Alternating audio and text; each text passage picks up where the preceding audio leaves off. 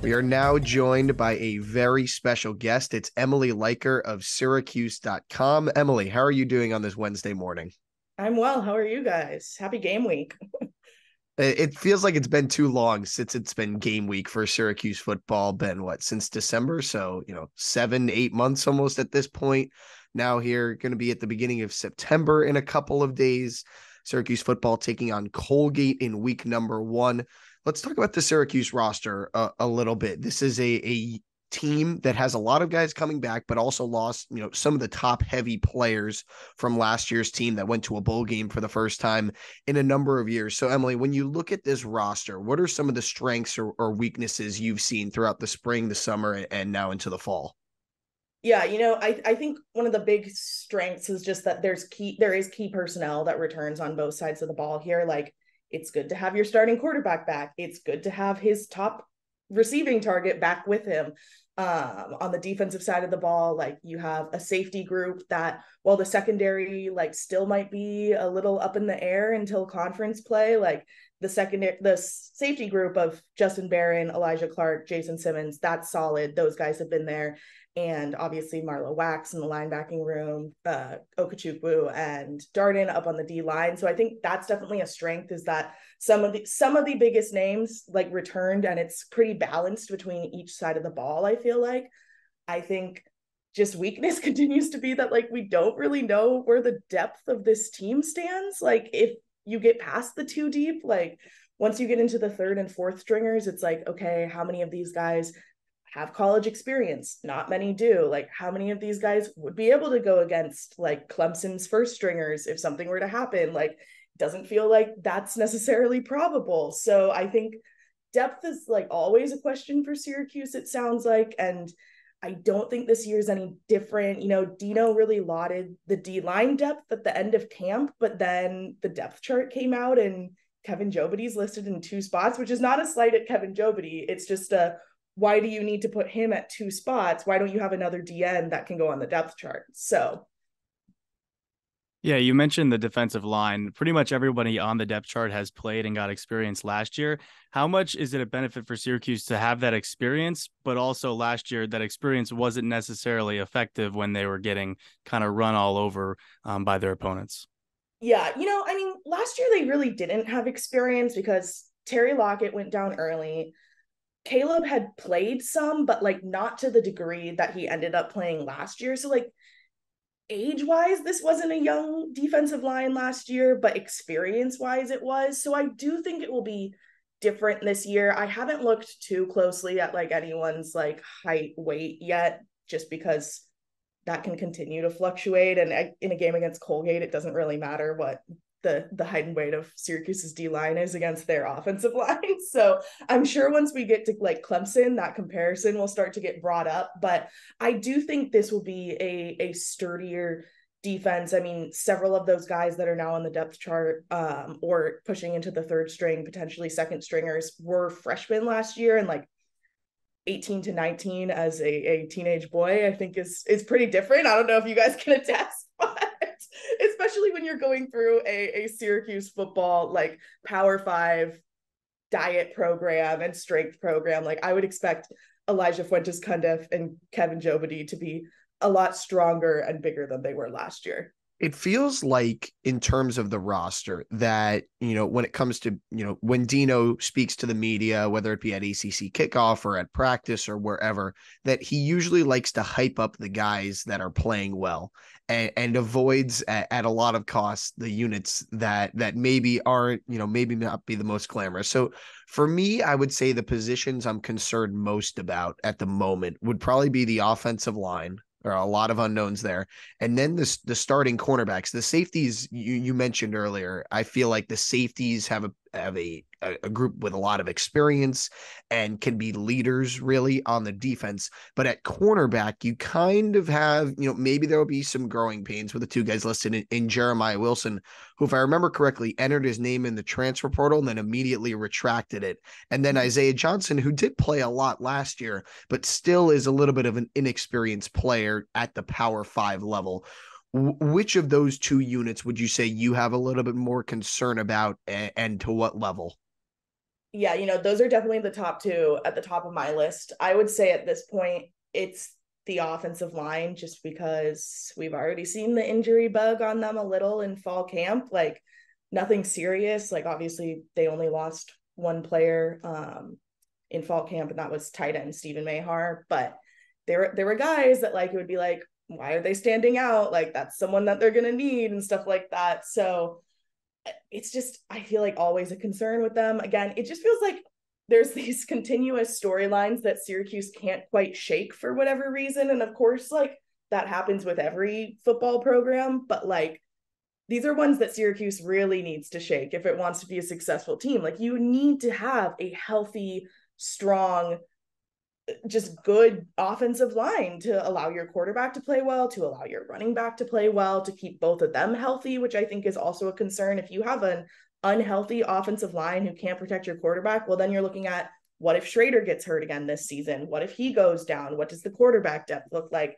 So I think I'm certainly more concerned as it stands with the O-line. The cornerbacks, I probably would have said opposite at the beginning of fall camp and said I was more concerned about the cornerbacks, but Isaiah Johnson's a captain now.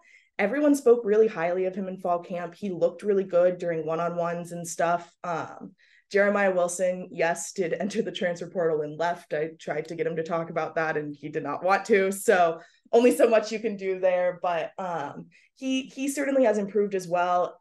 I think there'll be a little bit of a rotation. Like, I don't think it'll just be like when Garrett and Deuce were here last year and they played like the whole game and those were the cornerbacks. I do think it will rotate a little. Maybe Isaiah will stay in place, but the other three guys will come in and out. So curious to see how that shapes out. Talking about the weaknesses on both sides of the ball, not necessarily weaknesses, but new coaches on each side of the ball as well. Jason Beck obviously called the offense and the pinstripe ball, but Rocky Long coming over from New Mexico. Do you think there will be any type of adjustment period? Yes, the systems are still in place, but do you think there's any adjustment period for both sides of the ball when there's new people calling those systems?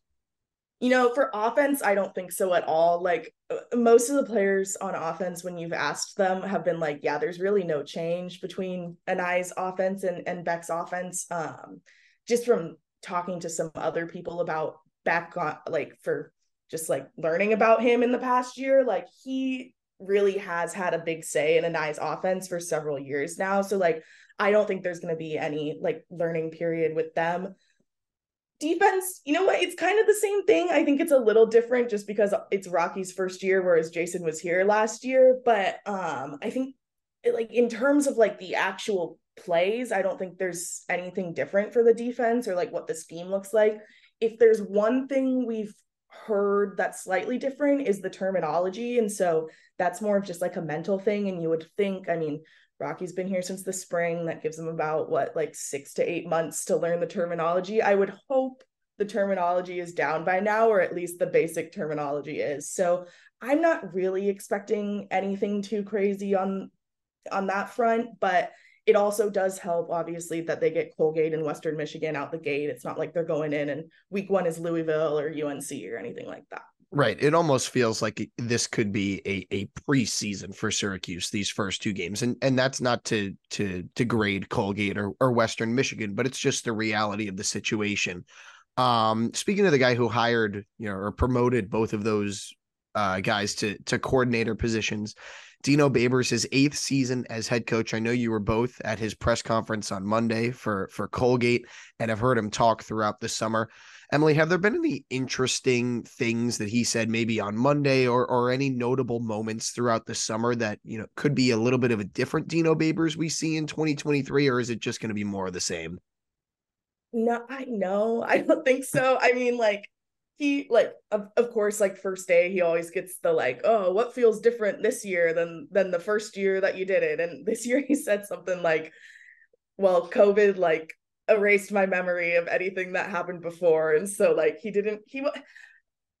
maybe there's an argument to be made that he's less reflective than he's been in past years, but also like we don't have like a huge sample size for that yet. So no, I think it's going to be more Dino. It's going to be more trying to evade questions, or not evade them, but just kind of talk around them and give you an answer that's maybe not quite what you were looking for, but gets the job done. So No, I don't think any change with Dino. The question I keep coming back to with Dino is he's made 2 bowl games now in 7 seasons. This is his 8th year. The only 2 years he's been above 500. Is how does he make this program sustainable, and how does he make them consistent?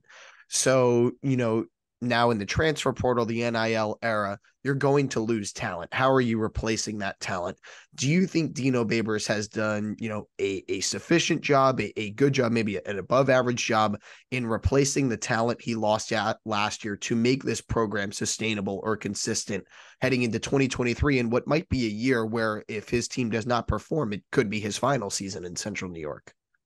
Yeah, I think if you look at the transfer portal specifically, he did a pretty okay job. I think if you're looking for one thing, you would have hoped that they could have gotten like a marquee 4 or 5-star guy that could have come in, considering who they lost in Deuce and Jihad and stuff like that. But he did pretty well, like going 1-to-1 and finding, okay, I lost a cornerback, I need a new cornerback. I lost a safety, I need a new safety. I lost an O-lineman, I need a new O-lineman. So like that's pretty good. And like honestly, like the transfer portal, it feels like we've been in the transfer portal era for so long because it's like constantly going on and being talked about. But like it's still a new kind of thing for college football coaches to navigate, and just for the college football world to navigate. And so in looking at like how some of the other ACC programs have fared as well, it's been pretty similar. Like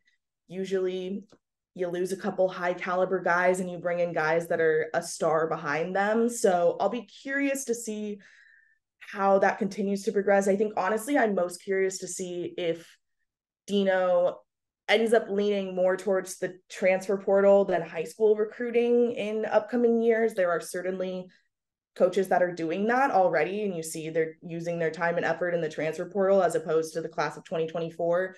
That's not the case for Syracuse right now. They have their best recruiting class in like the last 20 years or something like that right now. So, I think we have to continue to let it shake out a little bit. I don't think anyone should be like disappointed by who he brought in. I mean, you got Dave Wollabaugh, who's a legacy guy who's now a starter on O-line. You got Joe Moore, who's a starter on O-line, so good enough there.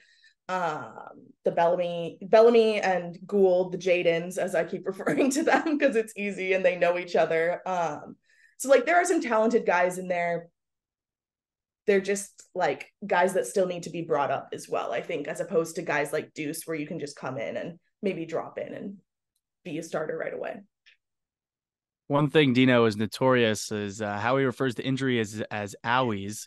Trevor Pena apparently has an owie. That's the reason why he was left off the depth chart. But I thought it was interesting that Stephon Thompson, even though he is recovering from the ACL injury, was listed behind Leon Lowry. And I know Dino said it was because Leon's playing better. Do you think that Stephon, as he gets into the season, could end up getting back into that starting spot? And that depth at linebacker just is really appealing, especially in a 3-3-5 where the linebackers are one of the most important position groups.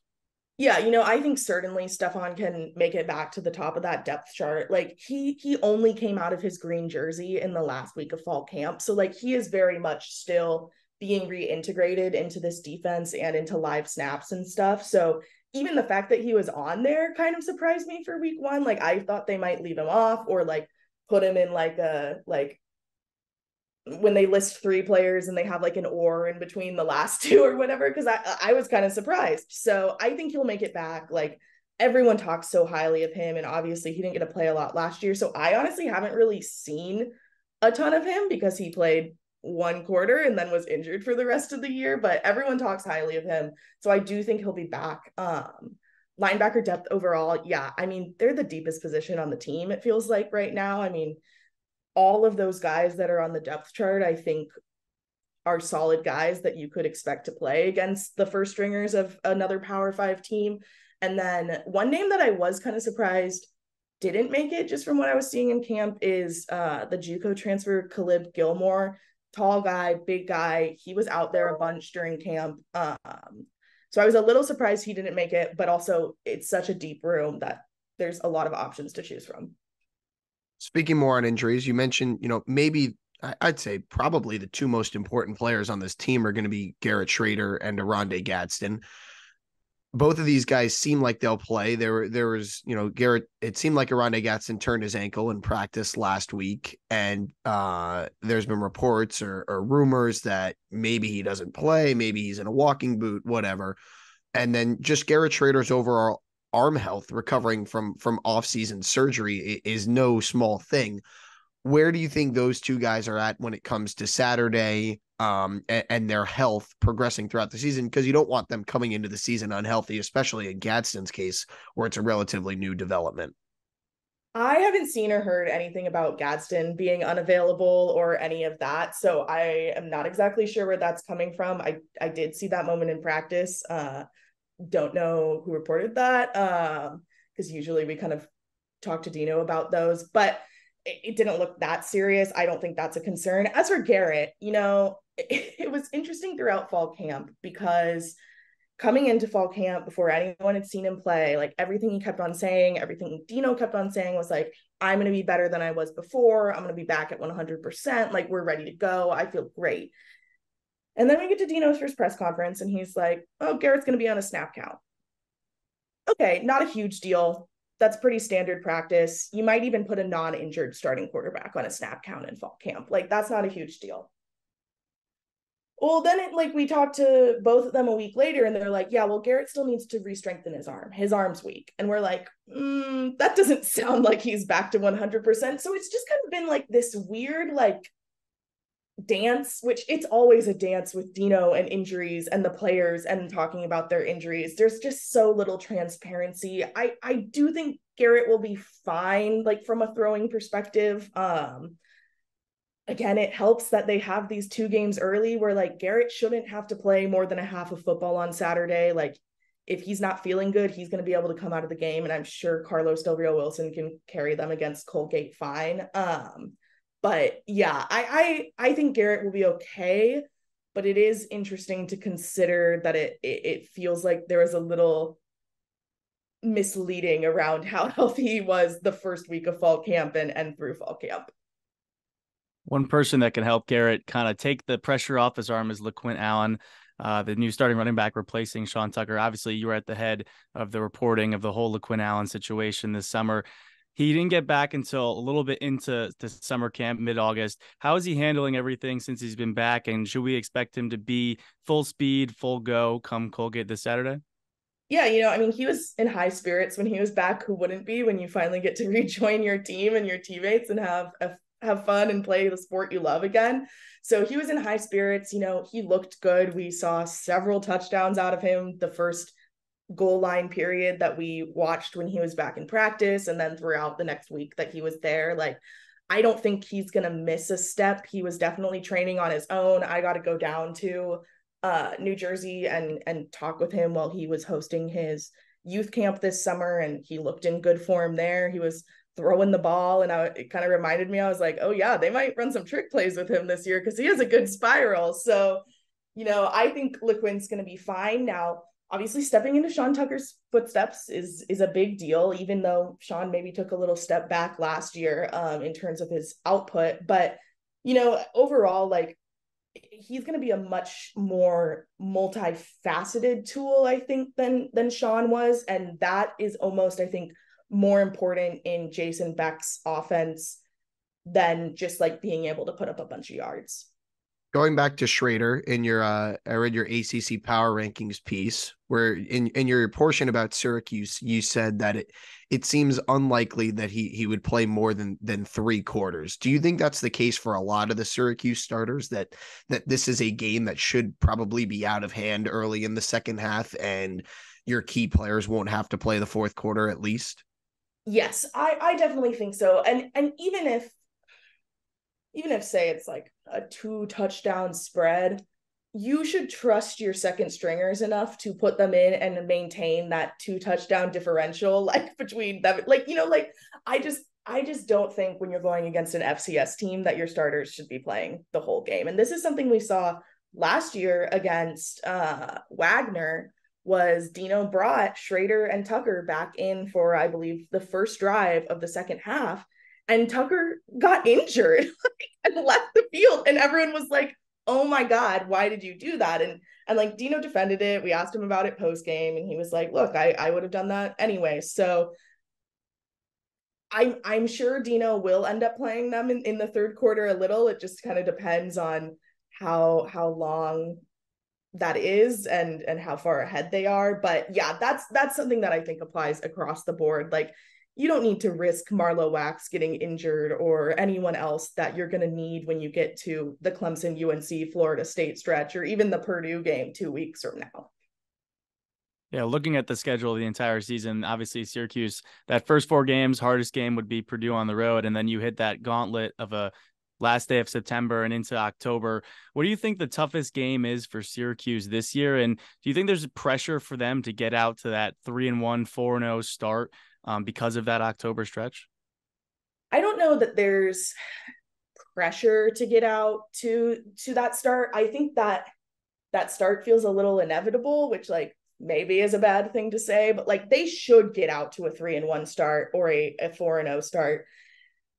I just wanted to describe it as pressure. Like they should get there, but like it shouldn't be difficult for them either. The 3-game stretch is the 3-game stretch. Like I didn't predict them to win any of those games. I think if there was one they could pull off an upset in, it would be UNC, just because UNC tends to feel a little up and down, and like anything can happen at any time with them. So yeah, that stretch, I think the big thing is coming out of that stretch healthy, because if they come out of that stretch healthy, the last 4 or 5 games of the season, those are all winnable games. Like, doesn't mean they're going to win all of them, but they are winnable games. And so if you come out and all of your starters are intact, but you're now 4-3, let's say, you only need to get through 2 more games to make a bowl game, 3 more games to match your record from last year, like stuff like that. So like, honestly, like I think it's a bigger win for Syracuse to come out of the 3-game stretch completely healthy and be able to potentially win up to 5 games in the last 5 weeks of the season than it is for them to get half their starters injured but beat UNC. Like, it just, like, you got to weigh the pros and cons here. And I just think staying healthy is what needs to be done, because if they beat UNC but they lose all those guys, like they don't necessarily beat Pitt or beat Wake Forest in the last week of the season. So I don't know. That's my take. I find it fascinating how, right, let's say Syracuse gets out of that stretch, your first 7 games, and let's say they're either 3-4 and 4-3. And then you have 5 games to get to 6 wins, which they should have the opportunity after the bye week to still get themselves to a bowl game.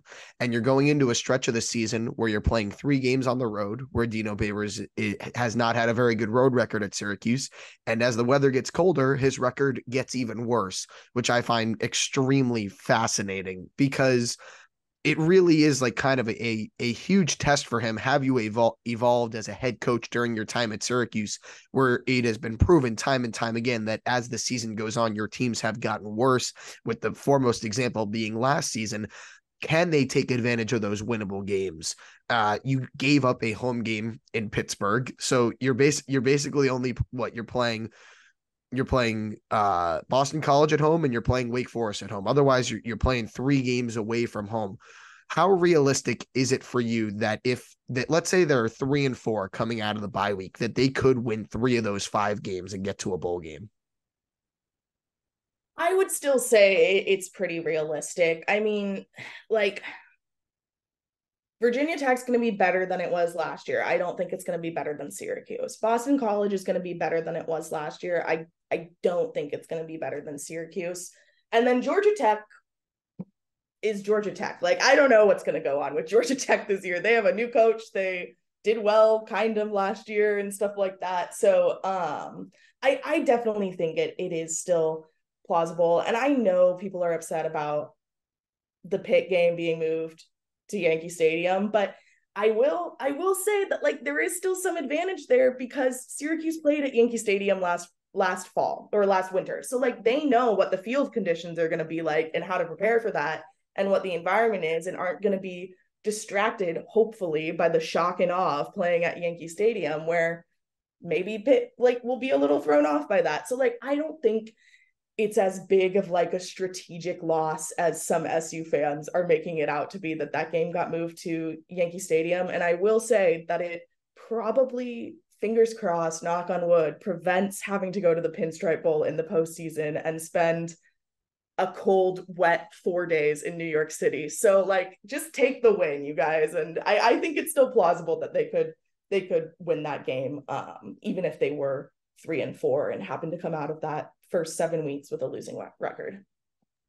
Looking at the season as a whole, Syracuse.com's Brent Axe is big on getting to the bowl game or not getting to the bowl game as that breaking point.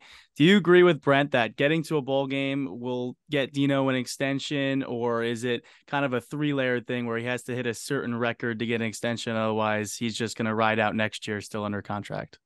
Yeah, Brent and I talked about this extensively on our Syracuse sports podcast, which is new. And I think the bar should be higher than just a bowl game. Like, I think looking at this schedule and the personnel that you've returned and the expertise of your coaching staff that you have, in guys like Beck and Long, who Babers constantly touts as like a second head coach on this coaching staff, six wins cannot be like an exciting thing for you when you have 9 winnable games on the schedule. Like, of course, like there are gonna be people that are satisfied with that, and I wish I could tell you I knew if that would satisfy John Wildhack. I don't. I don't know if it will even really satisfy Dino. Like, that's what they say, is that they just want to make a bowl game, but like we don't know that they're like that's actually their metric for success there. So I think you need to make it back to 7 wins, at least. I think push for 8 or 9 considering what this schedule looks like, but I think it should be more than just a bowl game, because breaking even with this year and this schedule, just you can do better. I'm with you on that. One more thing, Emily, before we let you go, you had another story, you and your colleague Chris Carlson, about the Wi-Fi and the cell service situation going on in the dome that's named after a wireless company. Tell everyone about what the story was and what the situation is in the dome, because it's pretty funny to me. Like it's upsetting and it's annoying, but it is kind of funny what's going on in the dome.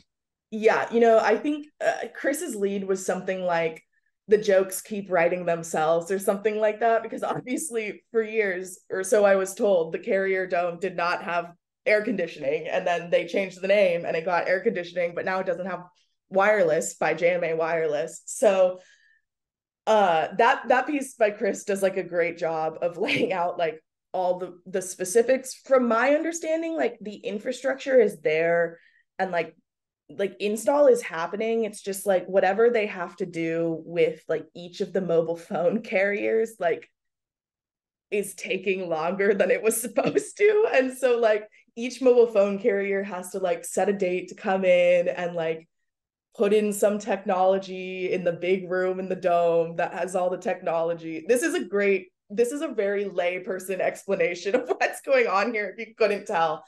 So like they told us yesterday morning that like Verizon 5G, the goal is to have that in by October.